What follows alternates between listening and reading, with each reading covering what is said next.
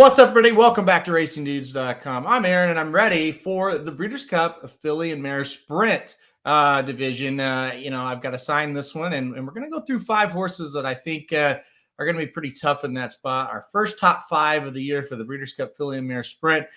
We've done a lot on the Classic. We've been doing that for weeks. We're going to try to expand that a little bit now into the other divisions, now that we kind of have an idea of who's going to be running well. So Breeders' Cup Filly and Mare Sprint. So we're going to cover here. Here's my top 5. And really, I'm going to go with 2 horses that just ran at Del Mar last Sunday as my 5th and 4th horse. Slammed, number 5. Edgeway, number 4. And like I said, 2 very good horses. Ran in the Rancho Bernardo Handicap at Del Mar last Sunday. Edgeway was able to edge out Slammed in that race to win it. It was a very impressive stretch drive. They really put on a show, did Edgeway and Slammed. I think both of them are coming along pretty well. Should be pretty tough in that spot. I think they make a ton of sense. Edgeway, as you know, was 2nd in the Breeders' Cup Filly and Mare Sprint last season. So she obviously has experience, and she's no stranger to running the big-time races. So Edgeway certainly one to look at. Slammed would be a new shooter to the Breeders' Cup. Kind of been winning a lot of the smaller races, but showed she could compete last Sunday at Del Mar. Number 3 is Ceice, and you might think, well, she was awful in the Ballerina. Why would you be talking about Ceice?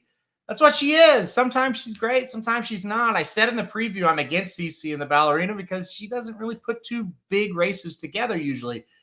Don't worry about it. The Breeders' Cup comes around. This horse, if she's in there, she's probably going to put up a pretty good effort. I just drew a line through it. I mean, she's not a consistent horse.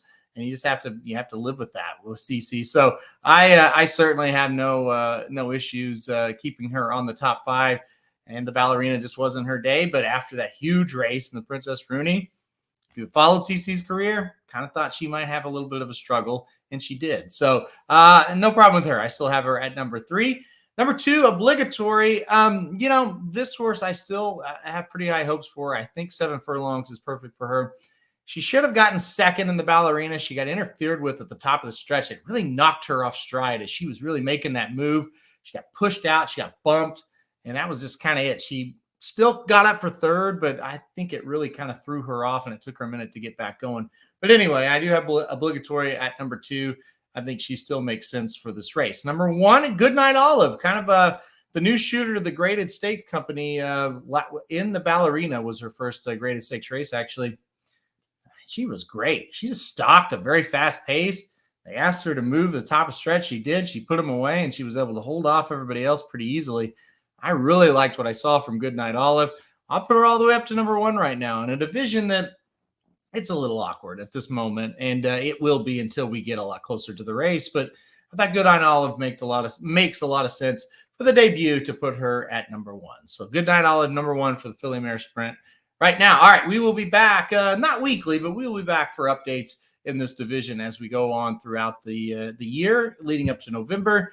And once we get a little bit more of a clear picture of who's actually going to be in the race. But that's it for now. So hit like if you like the video. Hit subscribe if you want to be alerted anytime you get videos from RacingDudes.com.